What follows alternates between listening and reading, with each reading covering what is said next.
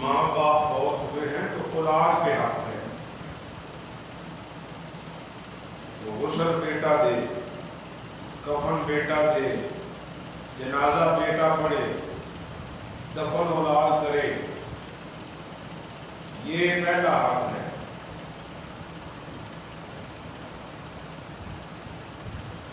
اب ہم میں سے کون ہے غسل جو دیتا ہے؟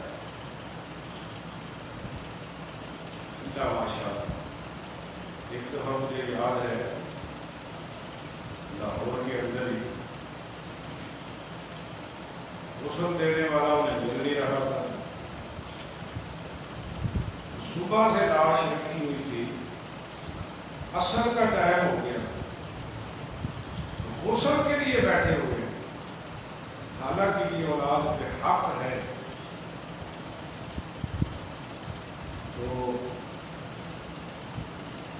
پہلا حق غسل، کفن، یہ کفن بھی کسی کی ذمہ داری نہیں ہے، جنازہ، قبر، دفن یہ اولاد کی ذمہ داری ہے۔ دوسرا حق تو میں اختصار کر رہا ہوں، دوسرا حق یہ ہے کہ ماں باپ کے لیے استغفار کیا جائے۔ کتنی دفعہ استغفار کرنا ہے؟ ہمیشہ کرنا ہے۔ ماں باپ کا دوسرا حق کیا ہے؟ ان کے لیے دعائے استغفار کرنا، ہمیشہ کرنا۔ تیسرا حق یہ ہے کہ ان کے لیے صدقہ و خیرات کرنا، قرآن مجید پڑھ کے، ذکر کر کے ان کو ایصال ثواب کرنا، یہ تیسرا حق ہے۔ چوتھا حق یہ ہے کہ ماں باپ اگر فوت ہو گئے ہیں، ان پہ کوئی قرض ہے تو وہ قرض ادا کرنا، یہ چوتھا حق ہے،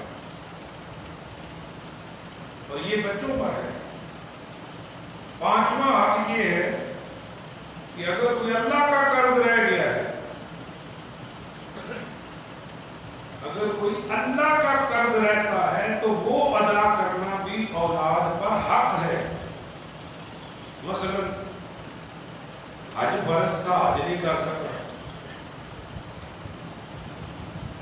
فرض حج نہیں ادا ہوا، بندہ فوت ہو گیا ہے، لیکن حج فرض تھا، تو یہ اولاد پہ حق ہے کہ اپنے باپ کا فرض ادا کرے، یہ قرضہ ہے اس کو۔ تو اس طرح اللہ کا کوئی حق رہ جائے تو اس کی ذمہ داری بھی اولاد کا ہے، کہ بیماری کی وجہ سے کوئی نمازیں رہ گئی ہیں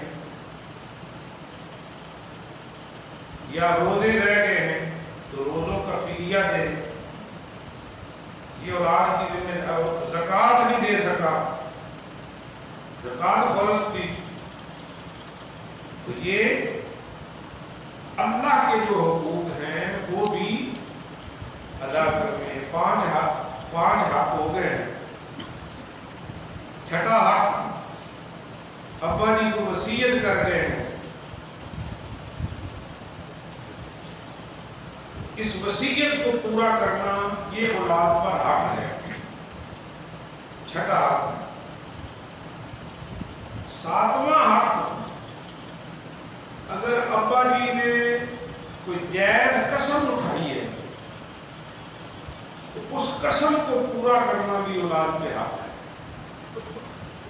آٹھواں حق، ان کی قبر کی زیارت کرنا، یہ آٹھواں حق ہے۔ نوواں حق، تو آٹھویں حق میں اگر قبر پر جمعے والے دن جا کے سورہ یاسین پڑھتے، سونے پاک نبی صلی اللہ علیہ وسلم کا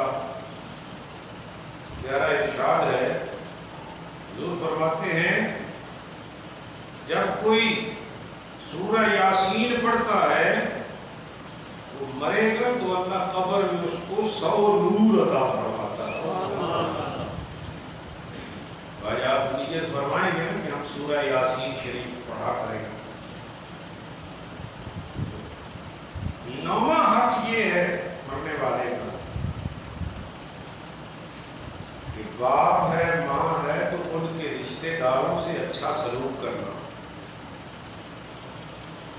आला हजरत ने जो हक लिखे हैं कुरान सुन्नत से बाहर नहीं लिखे, कुरान ही का तर्जुमा और कुरान की तशरीह कर रहे हैं।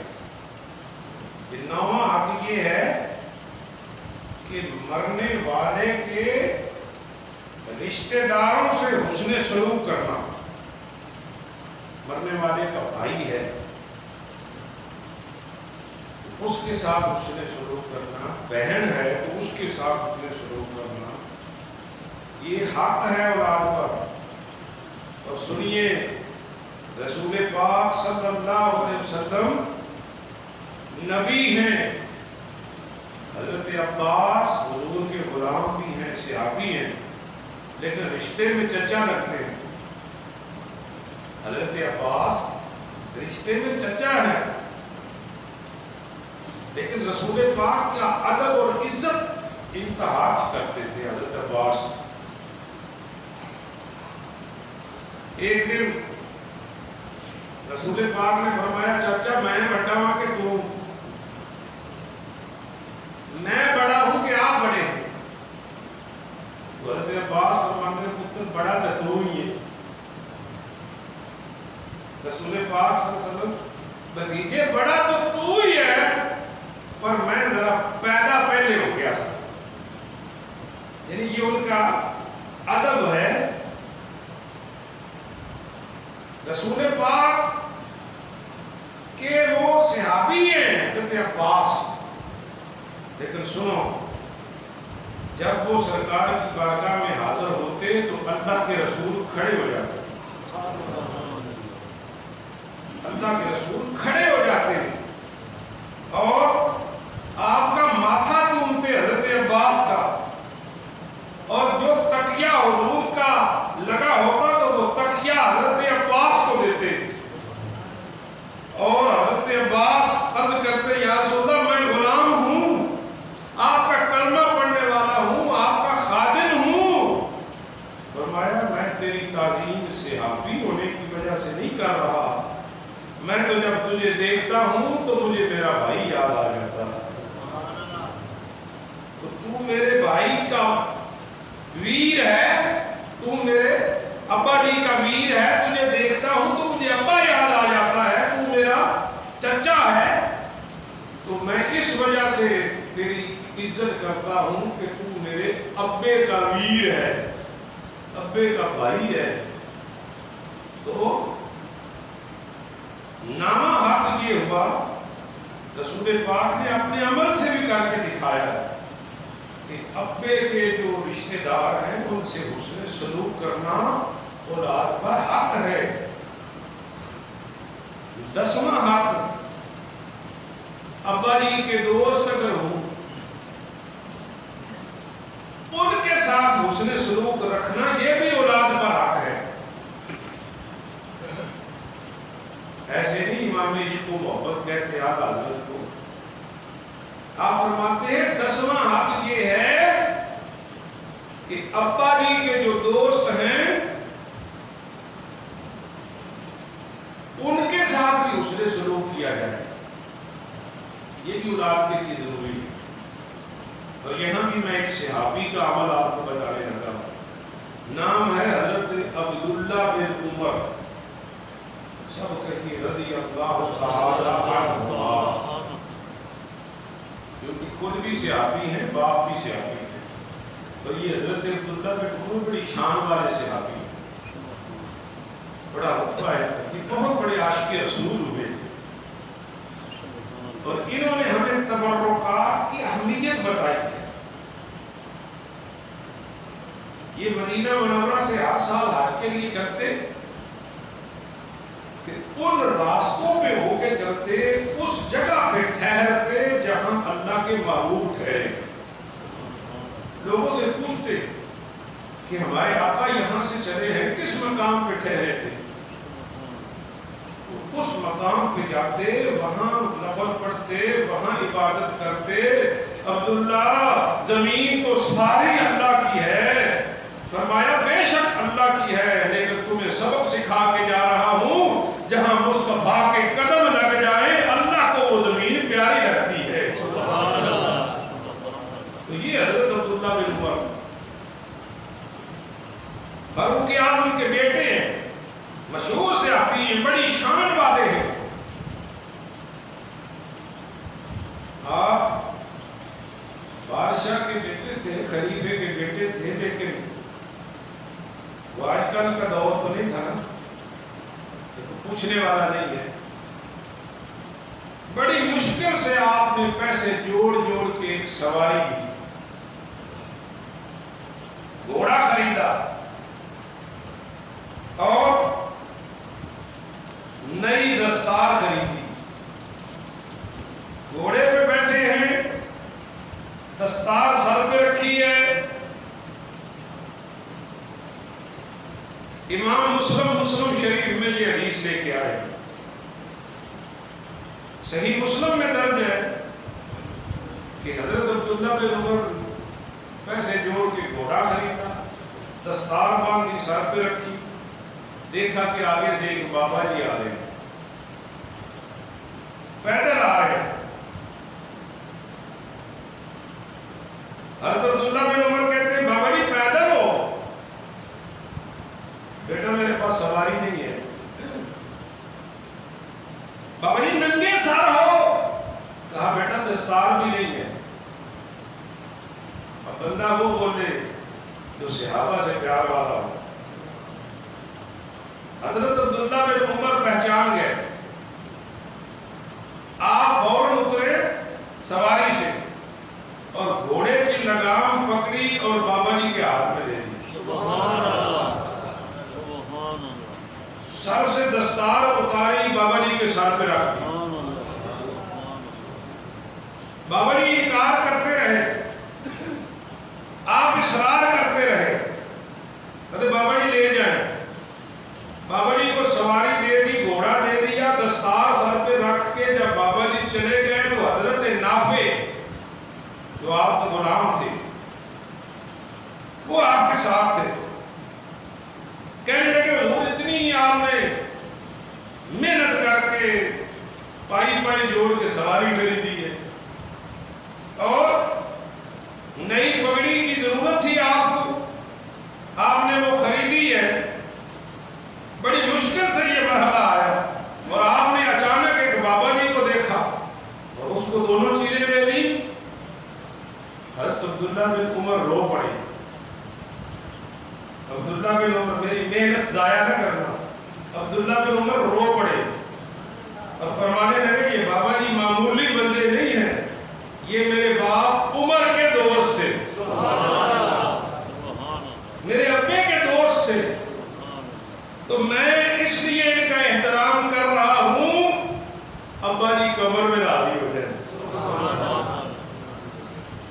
तो औलाद पर हक है कि अपने अब्बा जी के दोस्तों का भी ख्याल किया जाए, उनके भी एहतराम किया जाए। ये 10वां हक था। 11वां हक ये है कि अपने अब्बे को गाली ना दे। सारे तजस्सुस से चाह रहे हैं। फरमाया तेरे वालिदैन का तुझ पे हक है कि अब्बे को गाली ना दो। ये कैसे हो गया? अब्बा तो बहुत हो गया, गाली कैसे देनी है? मरने वाले के हक बयान हो रहे हैं ना। अब्बा तो मार के कब्र में चला गया। सुनो रसूल पाक का फरमान, सरकार फरमाते हैं बड़ा लानती है वो जो अपने अब्बे को गाली देता है। उलमा क्या हुजूर ऐसा भी है जो अपने अब्बे को माँ बाप को गाली देता है? फरमाया हाँ, जब तुम किसी के माँ बाप को गाली देते हो तो वैसे ही है जैसे तुम्हारे अब्बे को जा रही है। ये हदीस पाक है। तो इसलिए 11वां हक ये बताया हज़रत ने कि किसी के अम्मी अब्बे को गाली नहीं देनी ताकि तुम्हारे अम्मी अब्बे कब्र में राजी रहें। और 12वां हक, और आज की मेरी मेहनत और उसका सिला, उसका बदला तो इस तरह है कि अब्बा अगर चला जाए दुनिया से तो 12वां हक ये है بیٹا اپنی زندگی کو اسلام کے نقش قدم پہ چلا دے، اپنی زندگی بدل دے۔ اگر وہ ابا جی کی حیاتی میں بھٹکا ہوا تھا تو ابا جی قبر میں چلے گئے تو قبر میں جانے والے کا حق یہ ہے کہ بیٹا اپنی اصلاح کر دے، بیٹا اپنے لیے اچھائی کو مقرر کر دے۔ اور یہ سن لیجئے، جان لیجئے، پڑھ لیجئے، لکھ لیجئے، سونے پاک نبی صلی اللہ علیہ وسلم فرماتے ہیں کہ جب اولاد دنیا میں نیکی کرتی ہے ماں باپ قبر میں راضی ہوتے ہیں۔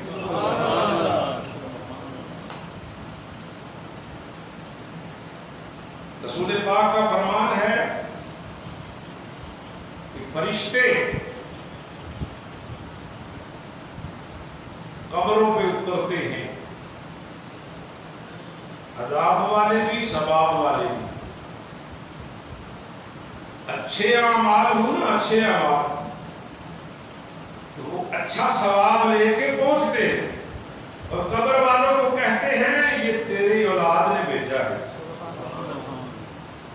امام غزالی فرماتے ہیں سونے کی تشتریوں پہ رکھ کے وہ ثواب لے کے جاتے ہیں، عمل اچھے لے کے جاتے ہیں، کہتے ہیں تیرے بیٹے نے، تیری بیٹی نے بھیجا ہے۔ کہتے ہیں باپ سن کے نا اس کا چہرہ 14ویں کے چاند کی طرح کھل جاتا ہے۔ اور جب وہ برے عمل پیش کرتے ہیں تو بری اولاد سے اللہ بچائے، ان کے برے عمل قبر میں دیکھ کے ماں باپ قبر میں بجھ جاتے ہیں، غمزدہ ہو جاتے ہیں۔ اور اس کی تائید ایک حدیث پاک بھی کرتی ہے۔ سرکار فرماتے ہیں جب میں عرشوں کی میزبانی، عرشوں کا مہمان بنا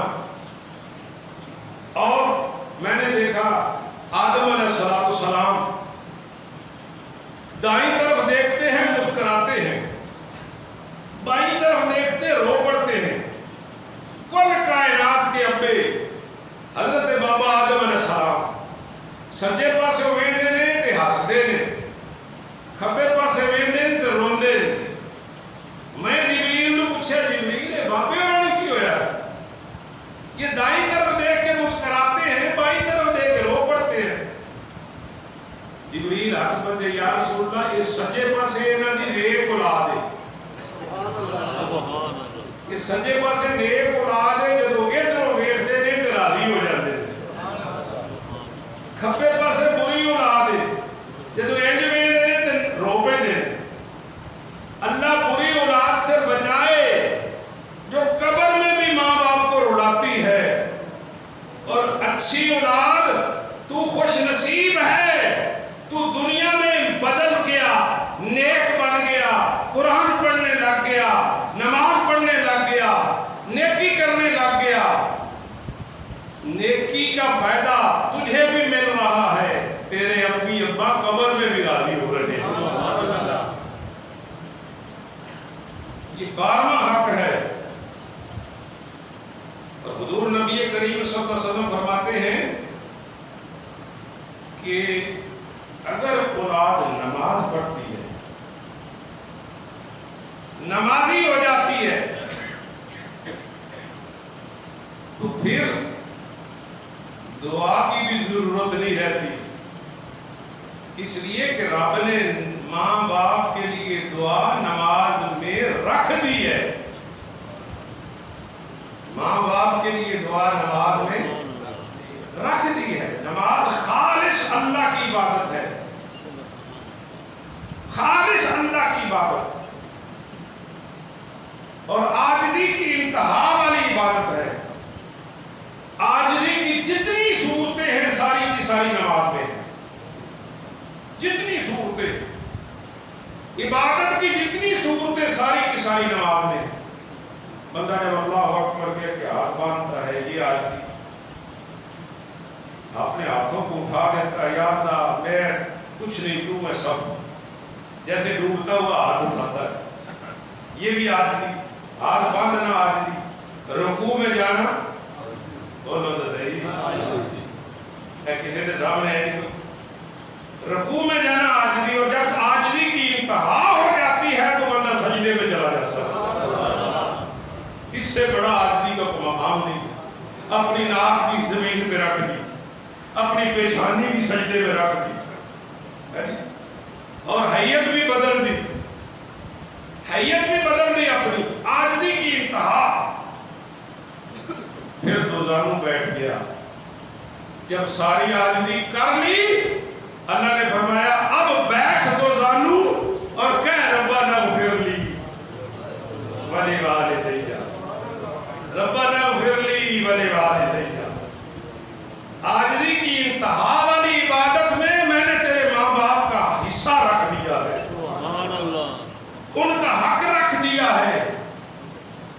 تو ماں باپ کا 13واں حق یہ ہے کہ بندہ نماز نہ قضا کرے۔ جب نماز پڑھتا رہے گا تو ماں باپ کو اس کا ثواب بولیے ملتا رہے گا۔